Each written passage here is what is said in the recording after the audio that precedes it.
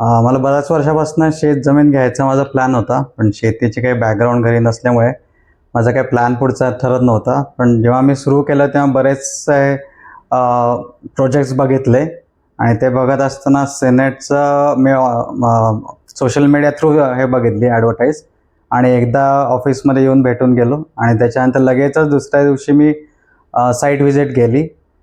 Site visit गेल्यावर मला आवडलं सगळं परिसर आणि सगळं ओव्हरऑल सगळं त्यांचे साईट व्हिजिट आणि हे सगळं व्यवस्थित दाखवलं त्यांनी.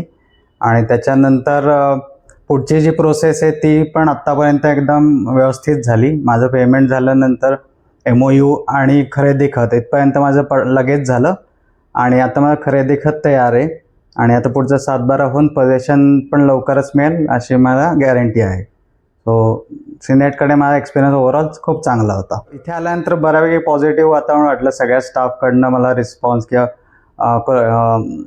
हेल्प चांगली मिळाली. सुरुवातीचं ब्रीफिंग पण चांगलं दिलं, त्याच्यामुळे पूर्ण प्रोजेक्टची आयडिया आली आणि ओव्हरऑल क्वेश्चन्स किंवा क्वेरीज पण माझ्या सगळ्या रिझॉल्व्ह झाल्या सगळ्या स्टाफकडनं. म्हणजे सुरेखा मॅडम किंवा आदिती मॅडम, नंतर मी राठोड सर आणि मॅडमला पण भेटलो, त्यांनी पण व्यवस्थित मला रिस्पॉन्स दिला.